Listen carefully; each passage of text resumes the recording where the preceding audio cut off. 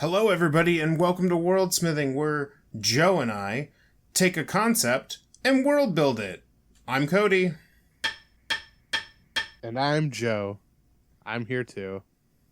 I don't think we have any bits for the start of this one. We never do.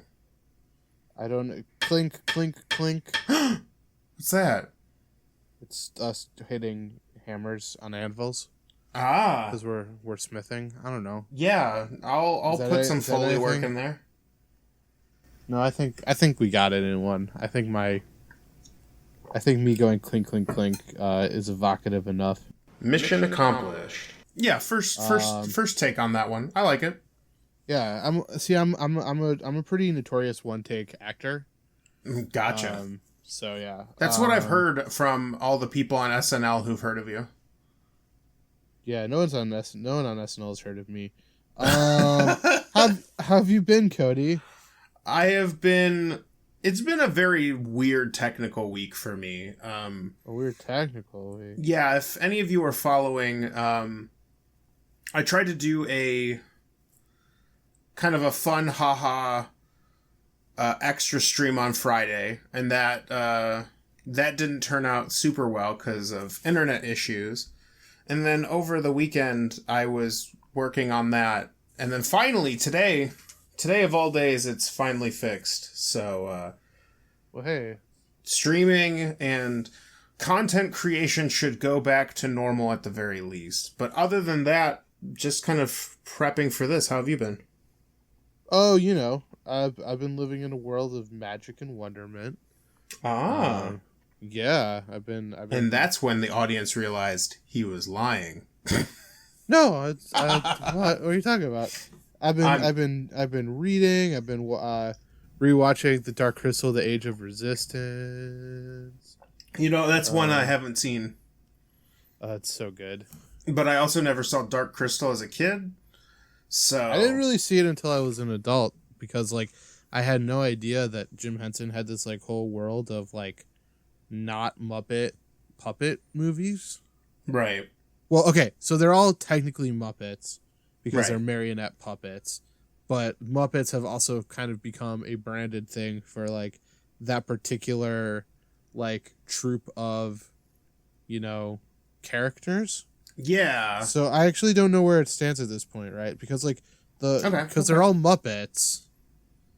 Right, but they're not Muppets Treasure Island TM.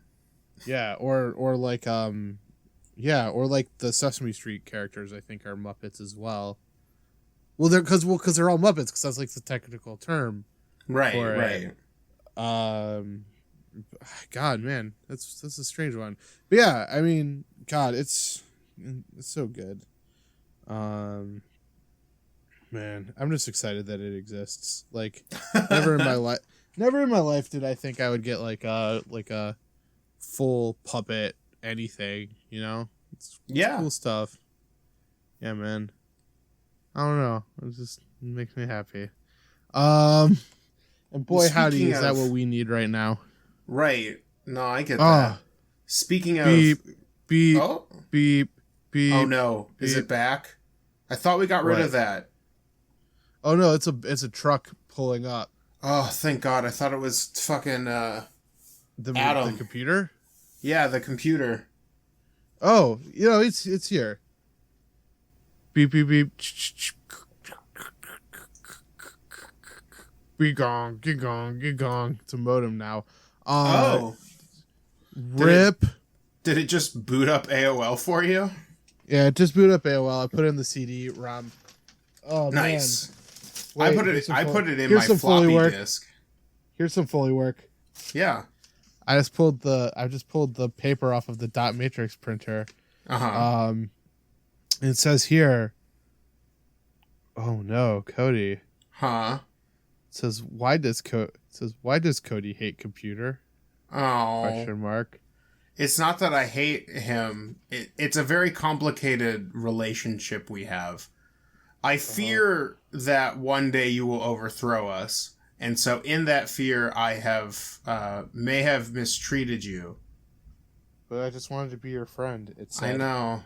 without printing off a piece of paper that time. Yeah, it was weird that he just said that with his new audio speakers that he installed. Yo, Cody, I got that for a steal. No, you didn't.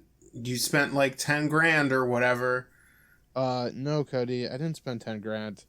I spent 20 grand. Ugh. You gotta stop spending the fandom roulette budget like that. You know what the original price was?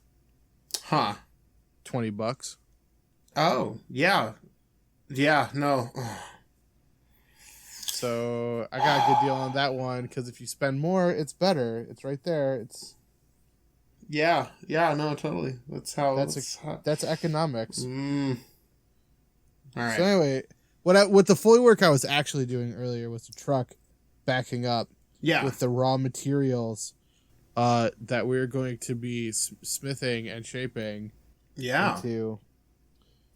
Look, it's been a long day, Cody. I can't bit on this energy level. Damn it.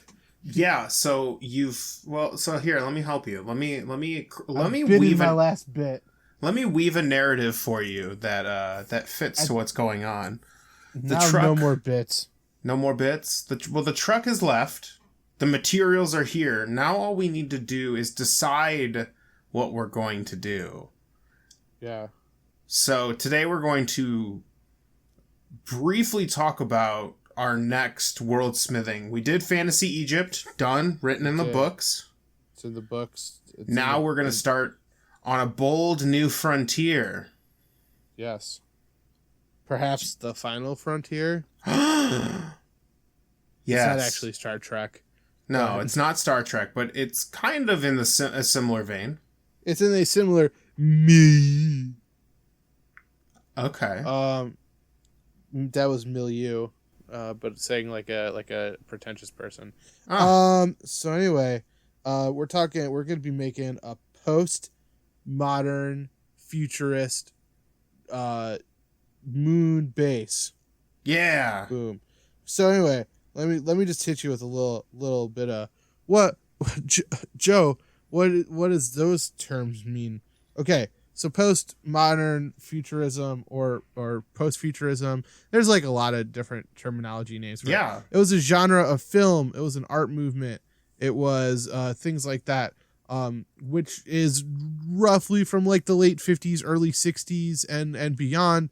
And it is kind of that future that you see on the cover of like dime store science fiction books for like weird tales. It's all kinds of spikes and spires, or maybe domes or saucers. So like, think Tomorrowland at Disney World, or the Jetsons, or like old science fiction films like Lost in Space, or even Star Trek to a certain degree. It's one of those deals where it's kind of this fascinating dual edge. It's kind of this fascinating thing, right?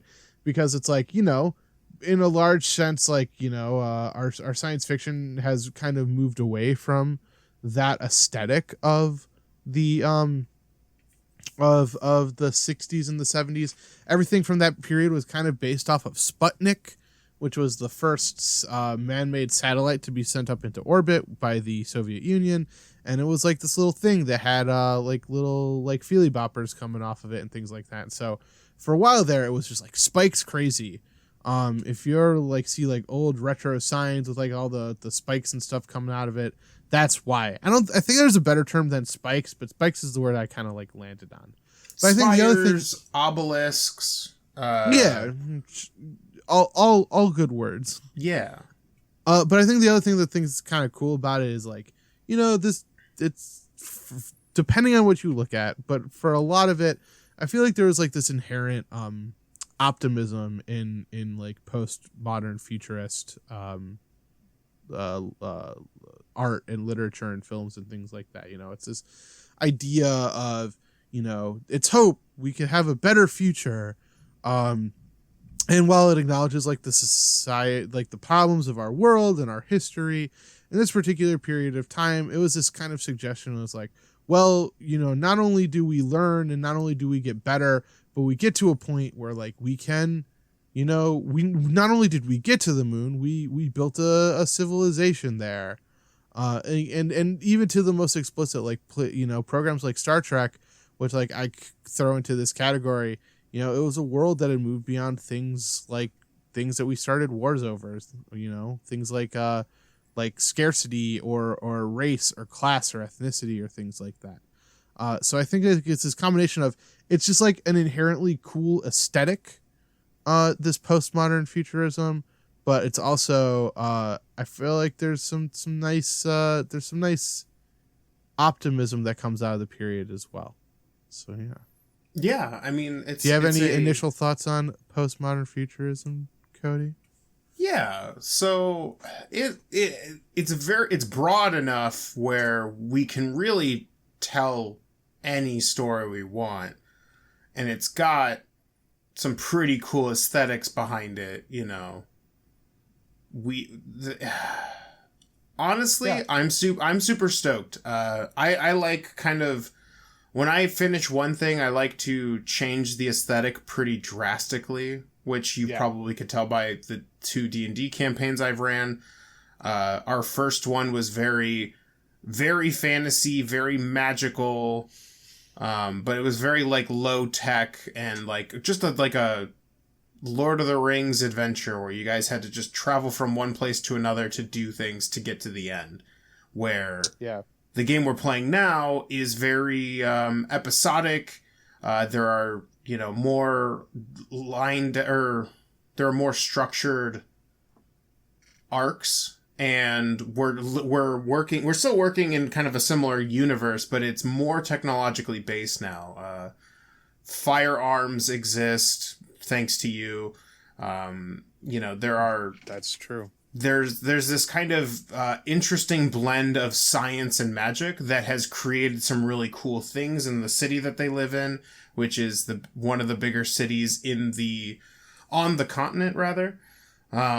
So yeah, I like to kind of bounce back and forth. So the idea of going from fantasy Egypt to a moon base was so rad. I can think of so many different things, but the questions I have to ask. Yeah. I got some questions. I got some things. We got to nail it down. We got to build the frame first. That's so that true. Everyone knows, like, because post-futurist moon base, that could be a lot of different things. There's a lot of stories. Yeah. So I kind of am hoping to build a little bit of a framework so that people know exactly what they're getting into. So my first question is, how advanced is our moon base? Can we perform FTL travel conveniently? How difficult is it to maintain a society when literally right outside that those walls is a vacuum? Mm-hmm. Since this is a tabletop role-playing game that we're building this for, there is going to be some conflict. What do the people of our moon base defend themselves with? Is it akin to modern day firearms, like something that you'd probably see on, I don't know, Aliens is probably the only example I can think of. Sure. Or is it going to be like lasers and blasters a la Star Wars or even Fallout? Sure. Yeah. I think it's also worth talking about how comfortable life is on a moon base. Is it just like home with all the things a moon person could ever need? Or is it like a mid-tier cruise ship where, like, it's livable and it's fun, but damn, it'd be nice to not be crammed in a small room with, like, 70,000 other people, Yeah. My personal, we'll call it preference. That's the word I was looking for. I'd prefer something closer to lower tech. Okay. Less Jetsons and more aliens. Okay. And I think mostly it's because I think in this case, and maybe it's just like this idea that I have in my head of it being kind of intense when like if something goes wrong on a moon base, that is very it's very intense very quickly, because it's not like something that happens on Earth where it's like if you run far enough away from the problem, then you're fine.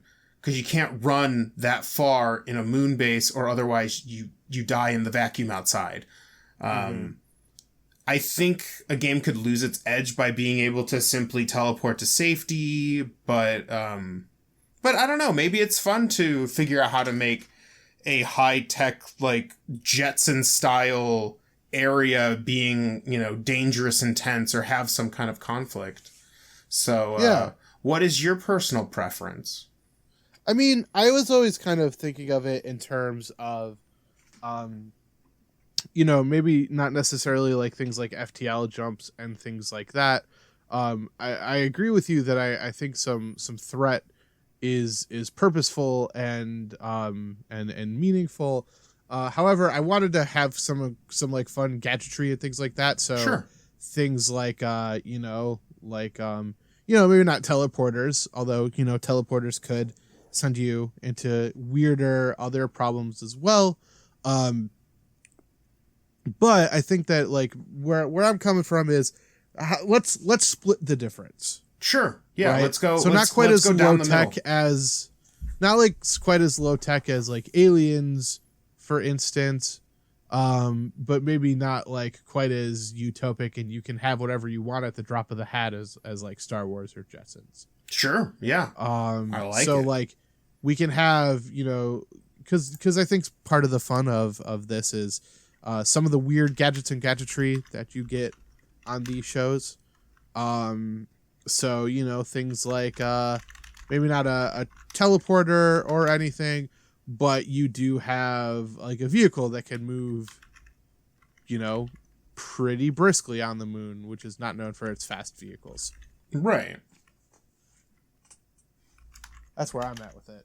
Okay. I like it. I wrote it down. So if anyone heard my clicking and clacking, that is why. My other question is the aesthetic. Because I'm an artiste. I need my visuals, baby. Yeah. And so, again, kind of similar. I'm going to use the same examples because I think they fit. But, like, what is the aesthetic? Are we looking at the Sputnik style aesthetic? Or, like, I don't know. Like, the thing I think of as well is, like, the 50s, like, Fallout series kind of thing. Where, like, everything's got kind of that, like, nuclear family thing going on. That was 100% my thought process as well on it. Okay. Or rather, that's where my mind was at. But I'd like to hear your other option, just because like the other possibility is taking it to the to the other side of that spectrum, which is kind of like those sharp edges, that modern look, or like that industrial look, like because there's definitely, and the reason I talk about this is because you can really set up a theme by just having a certain aesthetic in mind. Having that Sputnik look, but in a very dangerous area, kind of sends a message to people without even having to say a single word. Like that's the whole thing about the Fallout series is like you can really play into that Cold War fear and that era of like spies and sabotage, but like having it behind this like really happy face and like this really like this almost fake dystopian look to it. Or you could take the kind of corporate greed route of like something like Aliens, or even like a cyberpunk style aesthetic where like everything is sold by $1. You can tell by like the way the innovations are set up. Like maybe the only way you can use some of the tech is by like having a credit card chip that's like installed into your hand, connected to it. Like depending on the theme that we want to go for, or several themes, we could kind of go either way. I'm interested in both, but I wanted to throw some of those ideas out on the table to see what you were interested in. Yeah, I was kind of feeling the like Fallout-y like Sputnik-y thing, mainly just because I think there is something fun about the whole like I don't know, I think there's just something fun about that aesthetic, and that as you pointed out, I feel like another thing that does it to pretty good use is BioShock. Although that's the 20s if memory serves. Yeah, it had a very but just this notion of You know, depending on the story that we're choosing to tell, is this like, you know, are you kind of running through this artificially cheerful world, or, you know, for instance, like, are you discovering that, you know, like your perfect life is maybe in a little bit more threat than you were anticipating, or, you know, things like that. So Yeah, and we can get into the specifics when we work out our macro episode, but I do like the idea of doing a kind of Fallout Sputnik vibe. And then my last question, and this is a big one, this is important. Yep. Aliens. Have we found life on the moon? I say... Because here's some ideas. Okay. Or here's some thoughts before you answer. Aliens provide an external problem or solution that the players can deal and work with, but that is true. If we remove the aliens, we can focus on internal problems. Maybe the themes that we want to explore are just, the common human conflicts. That even stuff that we're dealing with very much today.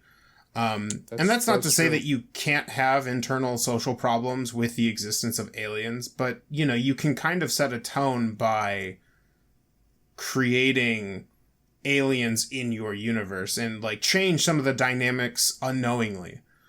I think it's also worth mentioning that you don't even need aliens to have an external problem. That's true. The players can unify behind other external forces, such as, you know, going back to the cyberpunk thing, maybe it's a human organization that's like they're out to get you, or maybe it's a catastrophic space event like a meteor shower that like punctures a hole in the moon base, or like black holes have started showing up or whatever. And like even just like general paranoia can all be achieved without creating another organism that's either out to potentially harm or interact with these things. And I'm cool with either or. I think I'm more leaning to no aliens, but yeah, I'm thinking that we've had enough distance between colonization, and now that while, you know, everyone is human, there are aspects of moon culture that aren't jiving well with, I don't know if it's necessarily Earth, or maybe like a spacer trade guild or something like that. Sure. But I mean, yeah, there's tons of ways to create tension and conflict without bringing in, you know, an alien. Yeah.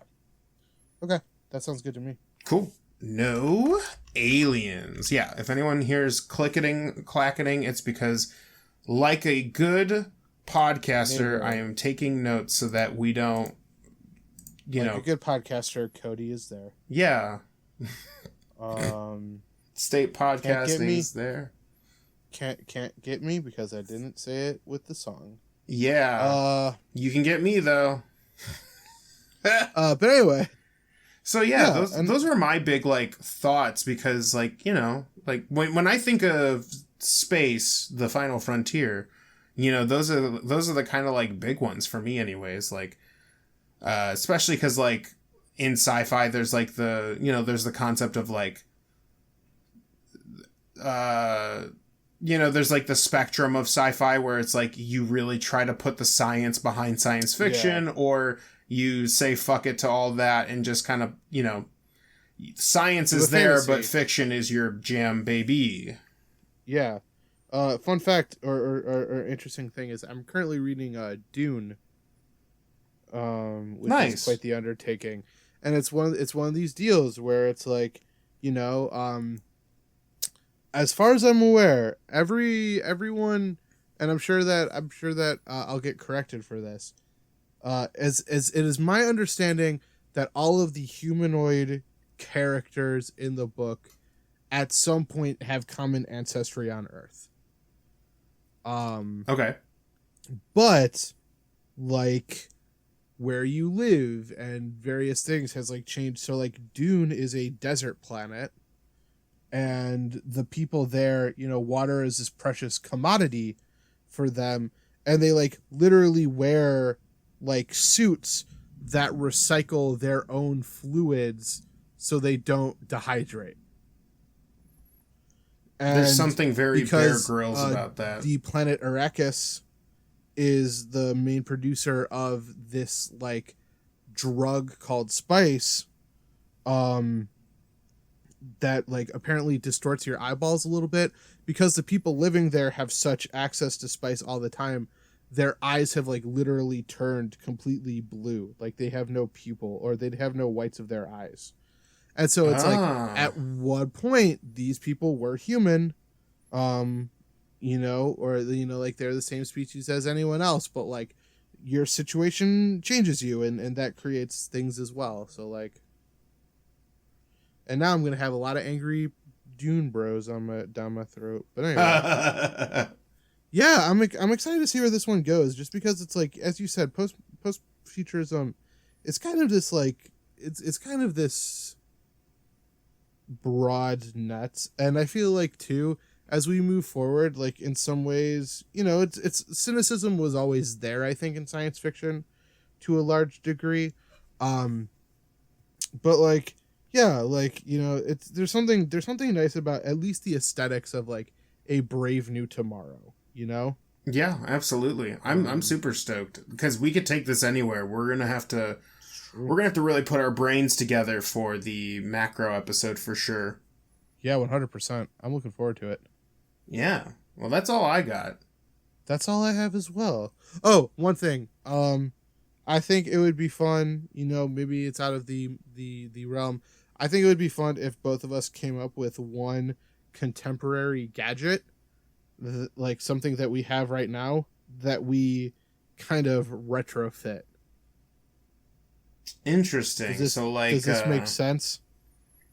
Right. Okay. Yeah. Like, what would a postmodern, you know, I'm sorry, what would a postmodern futurist, I don't know. I'm going to have to try really hard not to just absolutely rip from Fallout. Yeah, well, I mean, and I think that's like part of it, right? Yeah. Like, and you know, I've also heard things too, and I've talked about this before on the podcast and things like that, is, you know, there's like the people who invented the flip phone, like basically said like, we wanted a Star Trek communicator. Right. And so like our technology that we work with today, or at least we worked with at some point in our time, like was in a large part inspired by, you know, these science fiction shows that people love so much. And so I think it'd be like a fun experiment to kind of like go the opposite direction, if you will. Right. I like it. Yeah. I will definitely start thinking about that for sure. Yeah. Hey, Cody. Yeah. If people liked this episode and they wanted to like learn a little bit more about us and what we do and things like that, where's a place that they could go? Boy, howdy. Let me tell you.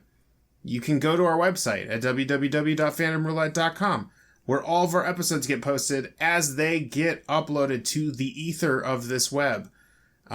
If you scroll down a little bit, there's a little area where it shows kind of who we are, and if you want to learn a little more about who we are as podcasters. And then if you go down towards the bottom, right above the social media links, there is a little area where you can submit your ideas or your things that could be the next worldsmithing topic. We would love to do some fan requests and really kind of get deep and dirty with some of the things that you're interested in as well. So yeah, definitely hit us up there. And Cody, if someone liked this episode and they wanted to share it with a friend or they wanted to listen to more, where are some places that they might be able to find us, or send a friend to find us? We are on SoundCloud, Google Play, Spotify, YouTube, and basically all of your RSS podcatcher apps. All you got to do is search Fandom Roulette. And Cody, if people wanted to like say hi to us on the social medias or things like that, where are some places that they could go to say hi to us on the social medias and things like that? Yeah.